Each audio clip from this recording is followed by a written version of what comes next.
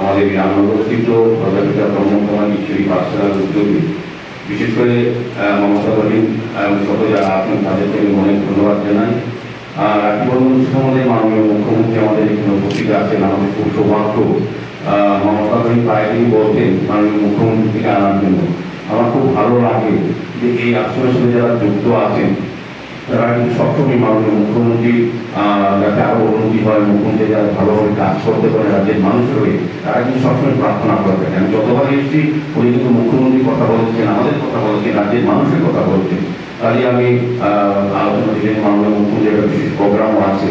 আমি আবারও এই রাখি বন্ধনের পবিত্র উৎসবে রাখি বন্ধনে আমাদের যে দায়িত্ব, এই রাখির মাধ্যমে আমাদের বোনদের প্রতি আমাদের কর্তব্য আমাদেরকে আবার জানান দিয়ে দেয়। এবং আমাদের রাজ্যে যেটা মাননীয় মুখ্যমন্ত্রী বলেছেন একটা সুন্দর পরিস্থিতি তৈরি হয়েছে, যেখানে সকলে মিলে সকল ধর্ম জাতি ধর্ম নির্বিশেষে আমরা কিন্তু একটি করা সেটি করার লক্ষ্যে মাননীয় মুখ্যমন্ত্রীর নেতৃত্বে আমরা কাজ করে যাচ্ছি। আমি আশা করবো আপনাদের মতো যারা এখানে সচেতন রাখি তারা মাননীয় মুখ্যমন্ত্রীকে সহযোগিতা করবেন, মানে রাজ্যের উন্নয়নে আপনারা থাকবেন এই বিশ্বাস রেখে আজকে আবার রাখি বন্ধন উৎসবে সমস্ত বন্ধুদের আমার প্রণাম শুভেচ্ছা এবং থাকবো দিনে আমার আলোচনা শেষ করছি। নমস্কার, জয় হিন্দ। ধন্যবাদ। আজকে এখানে প্রজাপতি ব্রহ্মকুমারী ঈশ্বরীয় মহাবিদ্যালয়ে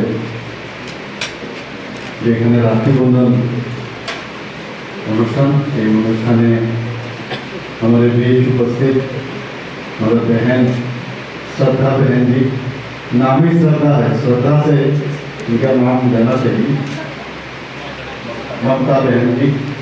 और हमारे साथ हमारे साथे আছে আমাদের মেয়র, সবাই ওনাকে জানেন, দীপক মজুমদার মহোদয়, এবং যারা ভাইয়ের যে একটা রাখি পরিয়ে বারবার স্মরণ করিয়ে যাওয়া যে ভাই বোনকে রক্ষা করবে, এটা আমাদের জন্মের পর থেকে, এটা আমার ওপিনিয়ন, এটা কিন্তু এমনিতেই এই বন্ধনে আমরা সবাই আবদ্ধ থাকি। তাই অনুষ্ঠান আমাদের করতে হবে, অনুষ্ঠানের মাধ্যমে ত্যাগ স্মরণ করা। এমন কোনো ঘর নেই যে ঘরে ভাই বোনকে রক্ষা করবে না, এরকমটা না। সব জায়গায় বোনদের জন্য ভাই মানে সবসময় তৈরি, এবং বোনদের তাদের যাতে ভবিষ্যৎ এবং সব দিকে পরিবেশের মধ্যে খাপ খাপ খেতে পারে এবং সব জায়গায় যেন ওরা প্রতিষ্ঠিত হতে পারে, সেটা ভাইরা সবসময় দেয়। আজকাল যদিও নিউক্লিয়ার ফ্যামিলির যুগ, অনেকের বোন থাকলে ভাই থাকে না, আবার ভাই থাকলে বোন থাকে না, কিছু করার নেই। আগে তো দুদিন ভাই বোন অনেক তো এইগুলো ছিল, কিন্তু তারপরেও এখন এই ধরনের অনুষ্ঠান করাতে একটা সুবিধা হয়ে যায়। কালকে যেমন আমার বাংলোতে সমস্ত বোনেরা এসেছিল, তো বোন কিন্তু বয়সেরও কোনো বিষয় না, আমার বয়সেও বোন হিসাবে এসছে, আমার থেকে বয়স বড় উনিও এসছেন, একটা ছোট বাচ্চা সেও এসছে। তো এতে করে এটা যে সম্পর্ক চিরস্থায়ী হয়, এবং এত বোন, অর্থাৎ you are not only confined মানে in your or at your house, বাইরেও তোমার বোন আছে। তোমার এখন তো যে জায়গায় আমি আছি সেই জায়গার মধ্যে আজকে সারা ত্রিপুরার যারা আমার বোনেরা আছে তাদের সুরক্ষার বিষয়টা এখন চলে আসছে, তাদের ওয়েলবিং চলে আসছে। তো এই যে এখানে আপনারা এখানে আসেন, বিভিন্ন সময় মেডিটেশন করতে আসেন, এগুলি কিন্তু শেখা যে আমি কে, আমি কোথায়, হয়ে নাই এবং হয়ে একটা আমি কিন্তু আমার মধ্যে আছি, আমাদের মধ্যেই পরম আত্মা আছে। এটা বোঝার জন্যই এই ধরনের সেন্টারের খুব মাত্র। বাড়িতে আমরা যখন মেডিটেশন করার চেষ্টা করি, অনেক সময় মেডিটেশন করতে গেলে অসুবিধা হয় প্রথম প্রথম, কিন্তু practice makes a man perfect. মেডিটেশনও একটা প্র্যাকটিস। করতে করতে করতে করে তারপরে নিজেকে চেনা যায়।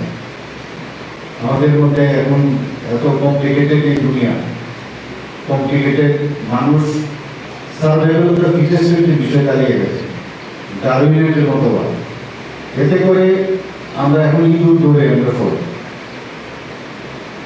তারপরেও যদি আমরা এই ব্যবস্থার মধ্যে থাকি, একটা মনের মধ্যে একটা শান্তি আসে, সমাজের প্রতি দায়বদ্ধতা আসে, এবং একজন আরেকজনের সাথে আমাদের যে রিলেশনটা, সম্পর্কটাও দৃঢ় হয়। অনেক সময় ঘটনা আসে, পত্রপত্রিকায় আমরা দেখেন, মানে তখন দুঃখ হয় যে পশু আর মানুষের মধ্যে তাহলে ডিফারেন্স থাকে। আমরা মানুষকে আমরা বলি যে সবথেকে উন্নত জীব প্রাণী জগতে, আবার এই মানুষের মধ্যে দেখা যায় বিভিন্ন জীবের বিভিন্ন ধরনের অশান্তি। তাহলে কেন পশুদের থেকে আমরা উন্নত হলাম? পশু যদি করতে হয় তাহলে মানুষের জন্মালাম কেন? তো এমন সব ঘটনা আসে, এই ঘটনা থেকে আমরা সবাই চাই যে একটা শান্তি, সম্প্রীতি, সবাই একটা উন্নত একটা পরিবেশ হোক। সেটা শুধুমাত্র রাজনৈতিকভাবে নয়, সবভাবে। এবং বিশেষ করে ত্রিপুরাতে আমরা দেখেছি যে একটা নাস্তিকের পরিবেশ আমরা দেখেছি। বহুদিন বাদে একটা আস্তিকের পরিবেশ আমার মনে হয় এখানে গড়ে উঠছে, তো বলতে বিধান নেই। এবং যে যত বেশি নাস্তিক হবে, সে কিন্তু দেখবেন তার হিউম্যানিটি, মনুষ্যত্ব অনেক কমে যায়, দুর্লভ হয়। আমরা সার্জারি যখন করতে যাই, আমি জানি আমি সার্জারিটা খুব ভালো, এবং আমি এই অপারেশনটা করলে আমি জানি সাকসেসফুল হবে। তারপরও অপারেশন করার আগে একবার ঈশ্বরের একবার প্রে করে তারপর কিন্তু যাই। চুক্তি করে ওপিলি করি না, কিন্তু মনে মনে করে দেখা গেল এটা আমরা করি। কোন জায়গায় যাবো, কোন জায়গায় আমরা বাইরে যাবো, তারপরেও কিন্তু একবার ঈশ্বরের নাম দিতেই হয়। আমি জানি না যারা নাস্তিক ওরা ভিতরে ভিতরে পড়ে কিনা, বাহ্যিক তো তারা দেখায়। তো এই ধরনের একটা পরিবেশ এতদিন ধরে এখানে বিদ্যমান ছিল, আমরা এর থেকে বেরিয়ে এসেছি। ঠাকুর ছাড়া কোনো উপায় নেই। আবার ঠাকুর বলছে যে আপনার মধ্যেই আছে, এটা কি চেনা। এই কারণে এই ধরনের সেন্টারে আসলে নিজেকে নিজে চেনা, আর তাতে করে নিজেকে অনেক বেশি শক্তিশালী করে। যারা বোনেরা আছেন, আমি একটা কথাই বলবো আমাদেরকে, ত্রিপুরা সরকার যেহেতু আমাদের এখন সরকারে আছি, এই কারণে বলছি যে মহিলাদের সুরক্ষার জন্য আমরা 33% তাদের জন্য আমরা যে কোনো চাকরি হবে 33% রিজার্ভেশন আমরা রেখেছি। শুধু তাই নয়, সরকারি যে কোনো জায়গায় স্টল বা মার্কেট হোক সরকারি, তার 50% মহিলাদের জন্য রিজার্ভেশন করে। এটা আমাদের জন্য একটা মানে পরীক্ষাগার বলতে পারে, যে গ্রামীণ মহিলা বিশেষ করে, ট্রাইবেল মহিলা যারা আছে তাদের বিশেষ করে, বা শহরে হয়। আমার ওয়ার্ডে এখানে দেখছি যে অঞ্চল আমার এলাকায় করে এসএসটি গ্রুপ মহিলারা আত্মসামাজিকভাবে এত এবং স্বাবলম্বী হচ্ছে যে ঘরের কাজ করেও এই কাজটা করতে হবে। আগে 4000-এর মতো ছিল মাত্র গ্রুপ আমাদের সরকার আসার আগে, এখন প্রায় আমাদের 47 to 50,000 গ্রুপ হয়। রিভলভিং ফান্ড আমরা দিচ্ছি, বিশেষভাবে ওনারা এখন সবাই ভালো কাজ করছে, আর্থসামাজিক উন্নয়ন ওদের হচ্ছে, মোদিজিও চান সেটা। আমরা যারা ট্রাইবেল এলাকাতে আমরা দেখেছি যে এতে করে মহিলারা স্বাবলম্বী হচ্ছে। আমরা বিভিন্ন জায়গায় আমরা যখন গত রাখি বন্ধনের সময়, এবার তো ইলেকশন চলছে, অনেক ঘোষণা করা যাবে না আমার মনে হয়, এর জন্য করিনি। তো সেখানে আমি ঘোষণা দিয়েছিলাম যে যারা মেয়েরা আছে, মেয়েদের যারা জেনারেল কলেজে আছে তাদেরকে কোনো অবস্থায় যাতে বেতন না দিতে হয় অবৈতনিক করে দিয়েছে, এখনো সেটা ডক্টর আবাসে করে চলছে। আমরা মেয়েদের যারা নবম শ্রেণীতে পড়ে তাদেরকে এখন পর্যন্ত প্রায় 1 লক্ষ আমরা তাদেরকে বাইসাইকেল দিয়েছি। শুধু তাই নয়, এবার বাজেটের মধ্যে আমরা যারা ভালো রেজাল্ট করবে মেয়েরা তাদেরকে স্কুটি দেওয়ারও আমরা অলরেডি আমরা ডিসিশন দিয়েছি। আমরা যেখানে আরবান এরিয়াতে ক্যামেরা লাগিয়েছি, এখন কিন্তু আমাদের ইচ্ছা, আমাদের সরকারের ইচ্ছা যে রাতে 12টাই হোক 1টাই হোক নিশ্চিত মানে মেয়েরা যেন চলাফেরা করতে পারে, এটাই আমাদের চেষ্টা।